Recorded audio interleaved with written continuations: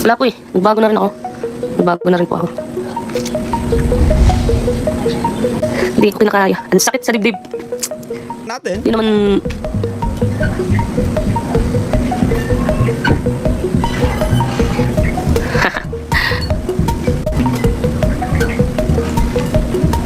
Okay lang naman. Hindi po kasi ako papayag ng ganon. Sorry Yun. po sa boses ko kasi. Ayos lang yan, Grace. No? Kasi nauunawa natin guys si Grace. No, you know? Sino ba yung anak yung kumbaga hahayaan na lang na kumbaga ganituhin? No? Pagtawanan, kutsain yung magulang mo. So, manggigigil kasi hindi nga maganda yung ginawa sa magulang mo. Guys, I agree with Grace. Pero panoorin natin bago tayo magtuloy-tuloy dito, no? Bago tayo magtuloy-tuloy dito sa ating pinapanood, no, sa naging reaction ni Grace, panoorin natin guys, no? Panoorin natin yung naging live ni VNB na kung saan ay kumbaga doon napikon si Grace, no? Okay, play natin to. Ayan na naman si Beyonce. Ayun, no? Kita nyo po yan guys, to grabe ano niya, parang ano siya, parang kinikiliti.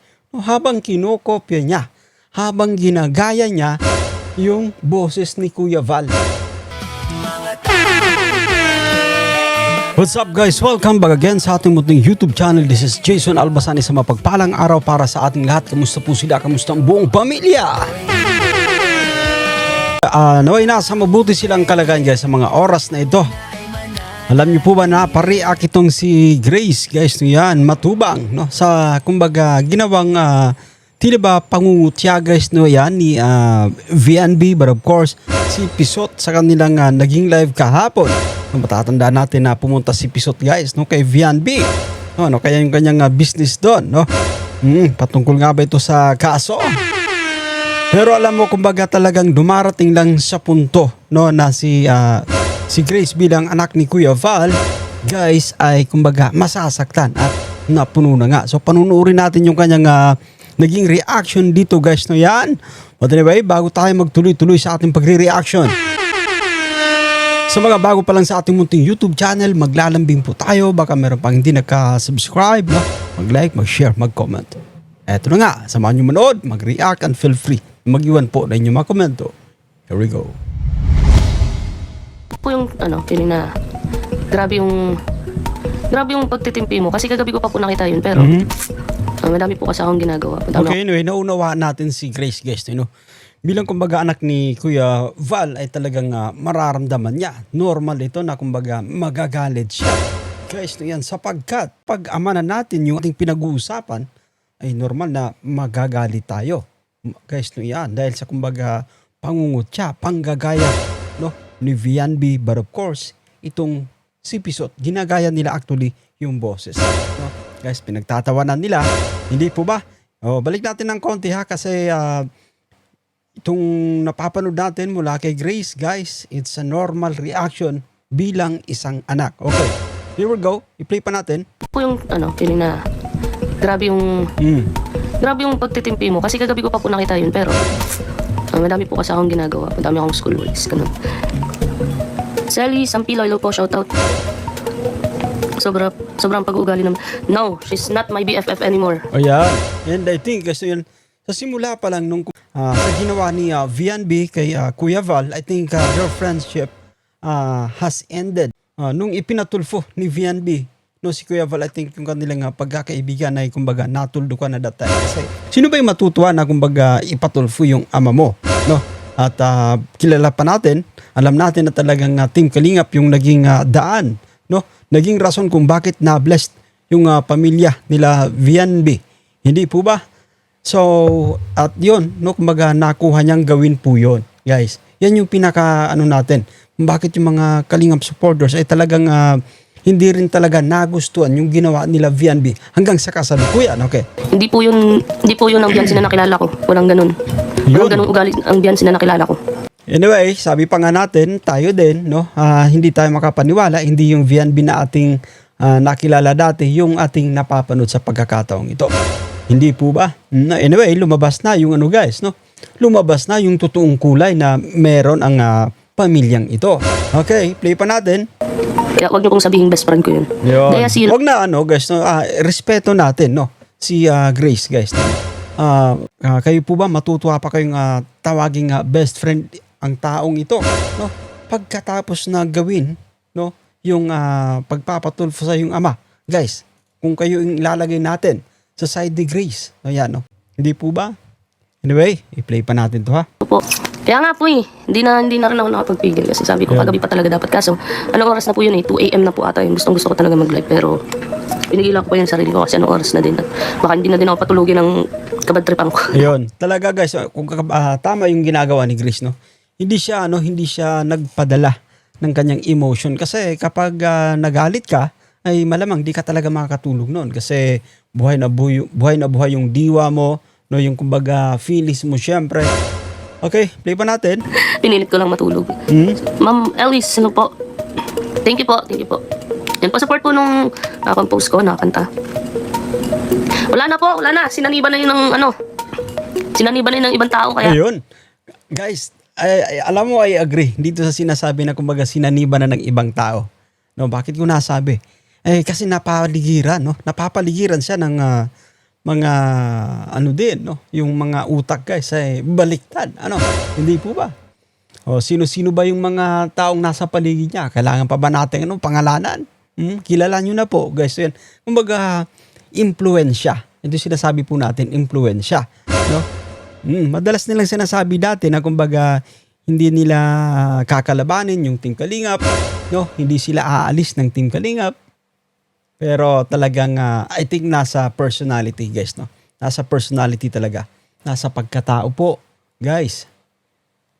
Oo. Anyway, hindi po ba, no? Agree po ba sila, guys? Play pa natin. Wala na yung Beyonce na nakilala ko. Ayan mo na, no? Grace, meron namang kumbaga darating pang deserving, no, na maging kaibigan mo. No? Marami pang tayong makikilalang mga tao. Hindi lang yung babaeng yan. Meron ka pa makikilala na magiging best friend mo rin. Ayan. Grabe. Yun, no, naunawaan natin, guys, no? Nauunawaan natin yung kumbaga feelings ni Grace. Alam niyo po ba yung manggigigil ka na lang kasi hindi maganda yung sinasabi sa magulang mo. Ayun. So, manggigigil kasi hindi nga maganda yung ginawa sa magulang mo. Guys, I agree with Grace. Pero panoorin natin bago tayo magtuloy-tuloy dito, no? Bago tayo magtuloy-tuloy dito sa ating pinapanood, no, sa naging reaction ni Grace, panoorin natin, guys, no? Panoorin natin yung naging live ni VNB na kung saan ay kumbaga doon napikon si Grace, no? Okay, play natin to. Ayan na naman si Biancel. Ayun, no? Kita nyo po yan, guys, to. Grabe, parang kinikiliti. No, habang kinokopya niya, habang ginagaya niya yung boses ni Kuya Val. Okay, kaya nga naunawaan natin si Grace. No? Balik pa natin, ha? Balik natin, guys, ng konti. Okay. Ayan na naman si Biancel. Ayun. Kaya naunawaan natin, guys, si Grace. Bakit siya kumbaga napipikon, nagagalit? Kasi tingnan mo naman, no? Yung ginagawa. Actually, pwede ka mag-live. Pwede ka mag-live ng kumbaga tawag dito, walang mga ganitong ganap, no? Yung kumbaga kukutsain mo, guys, no, yan. Pagtatawanan nyo sa live, pwede actually. So, kung reactor ka, pwede pa. No, kasi tayo mga reactor tayo, guys, no? Kumbaga talagang kumukuha tayo ng maitatapik, no? Hindi po ba? Maitatapik, mapag-uusapan sa ating live. Kagaya ng live na ito ni VNB. Hindi po ba? Pero sa kanila, sa side nila, I think hindi yon. Kumbaga, hindi na dapat. Mag-focus ka lang. Ano bang goal mo? Kasi marami ka ng viewers actually. I think you don't have to do that. Hindi po ba? Kasi marami ka ng manunood. Unlike sa mga reactors na kumbaga nakiki-ride on tayo sa mga trending, no, sa mga viral, sa mga maraming nanonood. Sapagkat tayo reactor. Kasi kung tayo lang mismo nagla-live, wala namang gaanong nanonood. Hindi po ba? Unlike sa kanila, no? Sila VNB, guys, at iba pa, no? Sa mga content creators, sa Team Kalingap din, no? Kinakalingap Rap, guys. Marami nang nanonood dyan, no? So, sa side ni itong si VNB, I think you don't have to do that. Yung kumbaga, mangungutya ka. No? Pagtatawanan nyo, kokopyahin nyo yung boses ni Kuya Val sa live, I think, Hindi mo na kailangan gawin yan. O eto, nasasaktan nga si Grace sa ginawa mo. Oo, di po ba? Na kasi kumbaga, naging naging matalik yung magkaibigan ni Grace. Okay, play ba natin? Nanlilimos na naman si Beyonce. Ayan, no? So guys, kinokopya niya yung boses ni Kuya Val. Okay. Team Guapa. Tuwang-tuwa pa siya. Mo kasi nandyan yung niya. Nandyan yung kanyang mga itinuturing na tagapagtanggol. Oh, shit! Di po ba? Oh, malakas yung loob. Okay, play pa natin.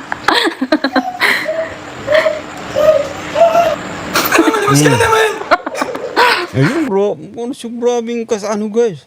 Tuwang-tuwa siya, no? At yun na nga, guys, yun na nga yung natin dito. Naunawaan natin yung isang Grace, no? Kasi bilang isang anak, talagang kumbaga hindi ka matutuwa guys sa ginagawa ng dati mong best friend. Okay. Pakakainis lang po, sobra. Naunawaan natin si Grace, no, guys? Naunawaan natin. Talagang maiinis ka. Talagang magalit ka sapagkat kumbaga, hindi na rin tama actually yung ginagawa mo. Hindi po ba? Hayaan nyo lang po sila. Hayaan nyo lang sila. Hayaan nyo lang po silang magkagaganyan. Kasi may araw din naman po yan. Ayan, I believe guys, I believe. And I agree dito kay Grace. Talagang may araw, no? Darating yung time. Sa gayon, kumbaga, sa kanila na muna yung kumbaga malakas na tawa. Hindi po ba? Pero darating yung panahon para din sa kanila guys. Kumbaga, babaliktad actually. Okay, play pa natin. Hindi naman...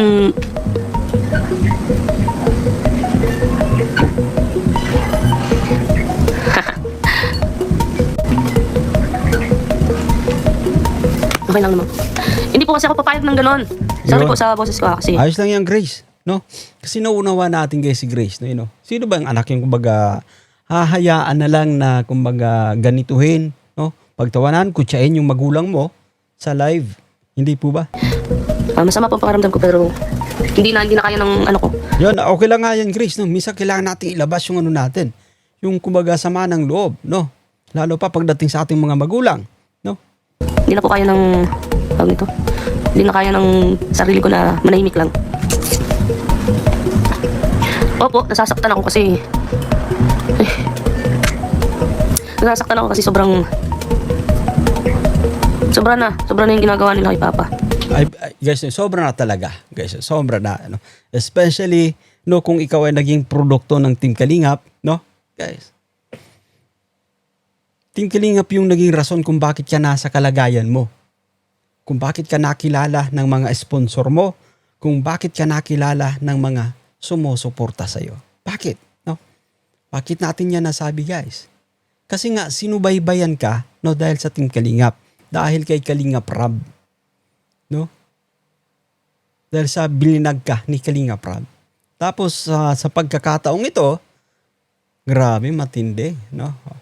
Nagsama-sama actually, no? Nagsama-sama yung mga tinatawag na kumbaga ungrateful guys, no yan.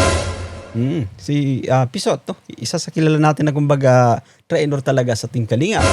Di po ba? Okay, play pa natin to. Hindi na po maganda.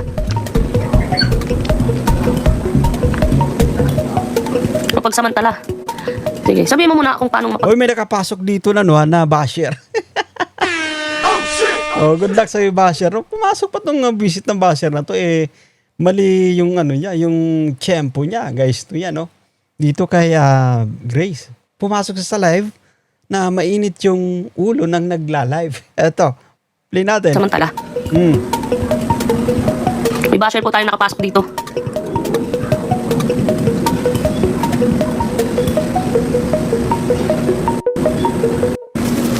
Wala po nagbago na rin ako. Nagbago na rin po ako. Hindi ko kinakaya. Ang sakit sa dibdib. Grabe guys, talagang masakit sa dibdib, no. Naunawaan natin yan kasi bilang isang anak talagang makakaramdam tayo ng ganito. Lalo pagdating guys sa ating mga magulang, no. Yung mga ganitong klaseng ganap hindi natin pinapalagpas at naunawaan natin si Grace, no.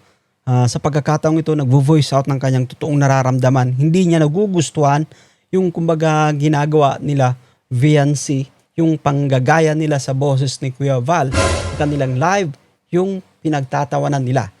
Okay.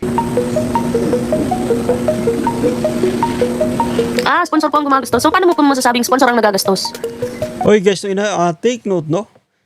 Ito yung kumbaga masasabi natin kasi may nag-comment, no? Kumbaga ginagamit, tama ba, no?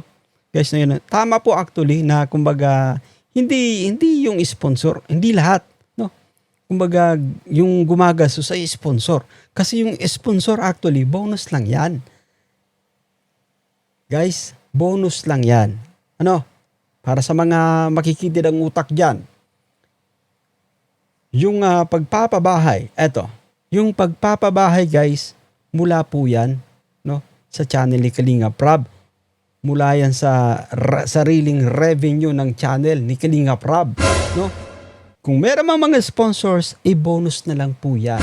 So that's the time na talagang kapag may sponsor, mas lumalaki pa yung pabahay. Kasi sabihin natin, meron kang 500k na budget. May nag-sponsor, sabihin natin, another 500,000. Guys, 500,000 plus 500 is equals to 1M. So lumalaki yung kumbaga pabahay. Dahil po yan sa tulong ng mga buting sponsor. Pero huwag nyo sasabihin, sponsor, yung gumagastos. Yung nagpapabahay. Ay, talagang nagkakamali po kayo. Oo, di po ba? Kapag may sponsor, bonus na lang po yun. Mga pabahay guys, no, yan, no? Kapag sa mga beneficiaries din, no? Kapag may sponsor, that's a bonus guys, no? Pero hindi lahat ng beneficiaries ay may sponsor. Yan, yung sinasabi po natin. Sabi, sino ba yung mga malalakas na beneficiaries, no? Sila Carla Bell, sila Joy, no? Yan po ay may mga sponsor talaga, no? So, bonus po yan, no? Pero hindi ibig sabihin, no? Kumbaga yung gastos ay sa kanila nanggagaling. Lahat ay kumbaga mula sa sponsor. Especially sa pabahay, no? Bonus na lang po yun, guys, ha? Tatak natin sa ating isipan, no? Bonus. Bonus na lang po yan kung merong sponsor. Okay. Paano niyo po masasabi? Samantalang halos lahat ng sahod nila papa nila kuya sa kanila na pupunta. Yon. Sige nga po. Alam mo, hindi, wag niyong, guys, wag niyong kumbaga, i-discount yung kumbaga, pagpapabahay, no, ng mga vloggers, especially ng Team Kalinga. Kasi yung pagpapabahay, guys, hindi yan basta-basta. Hindi po ba? Gumugulong lang yung revenue. No? Bilang isang vlogger, gumugulong yung revenue mo. No? Kasi meron ka kasing kumbaga mga content na hindi rin gaano kalakasan yung views. So, kumbaga, huhugot ka doon sa mga trending mo, mga viral mo. No? Huhugot ko doon mula sa revenue nila. No, kumbaga sabihin natin na binablog mo na isa na malakas, uhugot ka doon para kumbaga gamitin mo din sa mga beneficiary na hindi ganun kataasan yung views. Huwag yung sasabihin guys na kumbaga sponsor yung gumagastos. Ha? Oo. Kasi kung meron man ay kumbaga bonus na lang po yun. Di po ba? Okay, play pa natin to. Bakit ako mag-iinarte? Sino ka ba? Yan. Ha? Sino ka ba? Ayun. Hindi yari ka, no? Welcome. Welcome sa basher na pumasok. Oh shit! Sino ka ba? No, basher. Di ba? Okay, play pa natin to. Kung pumasok pa sa guys na kumbaga mainit yung ulo ni Grace. Okay. Wala po akong pakialam kung kingwapo pa yan. Anyway, no, kung galit man si Grace sa pagkakataong ito, it's alright. No, karapatan yan bilang isang anak. Kasi nakikita niya na kinukot siya, pinagtatawanan yung kanyang ama sa mga live stream. No, sa live stream ng kanyang tinaguriang best friend dati. Hindi na sa ngayon, ha? Okay. Play pa natin to. Talaga po, napikon po ako dun sa ginagayo ko yung salita ni Papa eh. Yun. Diba trip lang eh. Anyway, sa muli po, no, guys, normal. Mababad trip ka talaga. No, baka dumating sa punto na hindi mo na makontrol yung sarili mo, no? Makasabi ka pa, makabanggit ka ng kumbaga mga words na hindi nila matanggap din. Hindi po ba? Okay. Ay, nako. Macho, alam mo, gusto ng mga pagkataon sila. Totoo po. Lahat naman po ng ginagawa nila, nakakababayan ng lalo na kung may tinatapakan ng tao. Ayan. Alam mo, pwede namang mag-live, no, guys? Pwede namang mag-live ng wala kang kumbaga pinapatutsadahan, no? Mga pinaparinigan, kinukutsa, no? Kumbaga, gaya nung pagaya-gaya sa boses.